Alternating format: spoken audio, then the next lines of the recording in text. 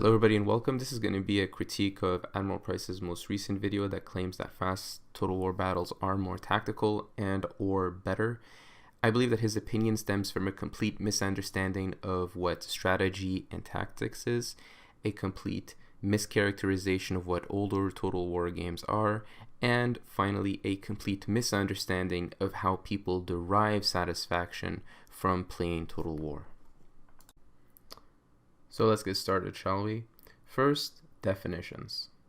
Strategy and tactics. Strategy is the overall plan that you have for your army in winning the engagement. Tactics are the smaller plans that you have to actually go ahead and fulfill your strategies. Okay. So first of all, what Admiral Price just says here is categorically false. To quote the Dictionary of Military and Associated Terms, strategy is a prudent idea or set of ideas for employing the instruments of national power in a synchronized and integrated fashion to achieve a theater, national, and or multinational objective. While tactics is defined as the employment and ordered arrangement of forces in relation to each other. If you think about Rome Total War or any of the Total War games, everything that happens within the battles is actually tactics. There is no strategy. This is a complete misunderstanding of what these two terms are supposed to do. Hannibal Barca was an amazing tactician, but a poor strategist, which goes back to the criticism that was given to him that he knew how to win a battle, but not how to use one. And so everything that you do in a battle in a Total War game is just tactics. There's no strategy involved.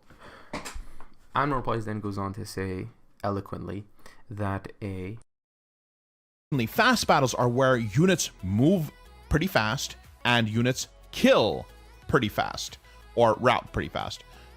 And slow battles are where units move slower and units die a lot slower. Now, my main contention is that fast battles require you to be better commanders. So I think Admiral Price here is trying to make the point that, if you play quickly, you're going to be a better player. But that's not necessarily true. I think this is a case of false equivalence or just correlation, because usually the players are able to make decisions that are about equivalent in terms of the quality of the choice. And so the player who's usually quicker will just be able to make more average quality choices and thus be able to adjust mistakes more often. And so he will end up winning. But you could easily assume the opposite. Let's assume that you had a player who always made the wrong choice, but was really quick, or just had like 500 APM, never made a correct decision. This guy would never win a battle. So what you really want is you want a player to be able to make the correct choice. And this really is the crux of my argument of what makes a good Total War game. A good Total War game is a sandbox experience. It's a place where the player has more choices than he can handle, but he is able to decide based upon his forethought what is the effective tactic to use in order to achieve victory. That is what makes a good Total War game. And when he's talking about fast battles, slow battles, fast battles, the troops move quick, the troops die slow, that's not a fast battle. I mean, you could play, if you really wanted to say this, you could just take Medieval 2 and play it at 2 times speed. Would that make the game better? Of course not. This is dumb. What you really want is you want the game to be responsive. The game to respond effectively to the commands that you're giving it, to the troops that are dying when you give a flank. You want the game to be responsive, not quick. Alright, so next is Admiral Price, how he describes how old Total War games are slow and how new Total War games are fast. And I'm just going to show you a clip of Rome Total War and using his commentary and try and tell me if it doesn't fit pretty nicely, okay? In modern Total War games, what's a lot less important in older Total War games is engagement timing. What is engagement timing? Engagement timing is making sure that all the parts of your army, your cavalry, your infantry, your archers, your flanks, etc., are in place to support each other at the exact moment. Summary of my thinking. Tactical battles require you to think a lot faster. to understand tactics going into the game, to strategize before you even get into the battle. And if you make a mistake, you are not forgiven. If you make a mistake, you are punished for making that mistake. And that's not because the battles are too fast-paced, but because the player was not tactically ready to fight that battle. Once everybody together, then you are going to get absolutely annihilated. So if you don't really believe me, I'd encourage you to launch Rome 1 and play a few battles and tell me if whether or not you think they're fast or slow.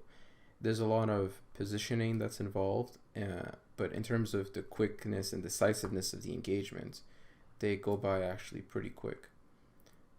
And that's just simply because the game is quite responsive, despite the fact that the engine is quite clunky in terms of how smoothly you can get controls out, how effective you can be in controlling your control groups, etc. I think as a final note, it's important to say that if we are to assume that old Total War games are slow, and I don't think that's the case at all. Rome 1 has actually pretty quick battles, as I've determined. We are also able to establish that just based on player ratings, that both Rome 1 and Medieval 2, as well as Shogun 2 actually, are the peak of the franchise as it pertains to real-time tactics.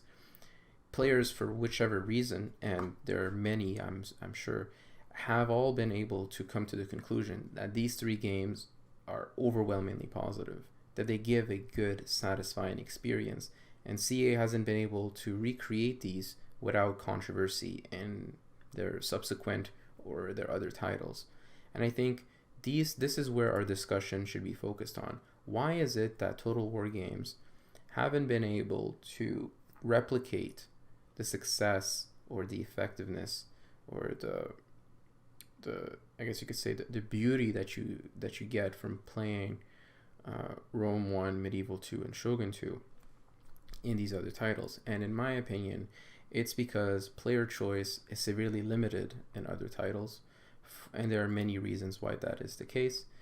And there's also a lack of innovation. I mean, if you just compare the evolution that you get from Shogun 1, Medieval 1 to Rome 1, it's completely night and day. But right now what we're seeing is basically we're seeing reshuffling of older mechanics in newer games as it pertains to the battles.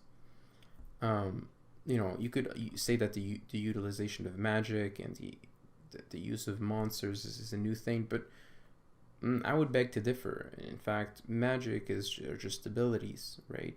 And they give plus or minus modifiers to units. What I would like to see is fortifications being enabled, camps being added, a more realistic understanding of how fatigue is supposed to be managed, proper armored formations. So armored troops should push away lightly armored troops, and that should be not just seen like Troy. And Troy has a really clunky and dissatisfying way of portraying infantry engagements in the Bronze Age.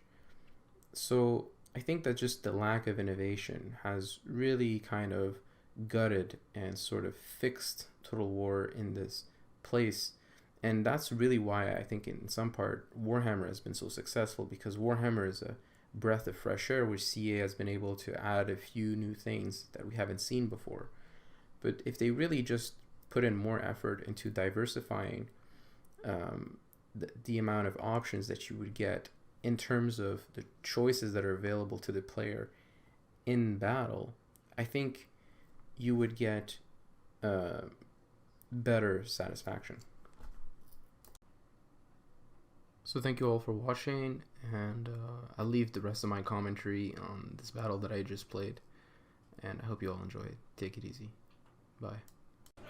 Like Alexander, I'm not going to let my troops die needlessly. I'm saving my army.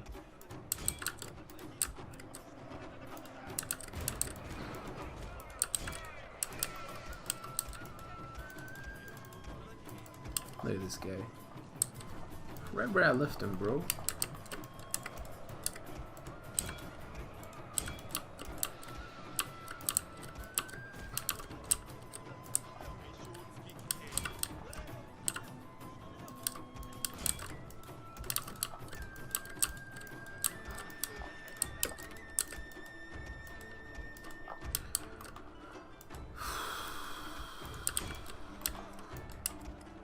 Alright, now is the easy part.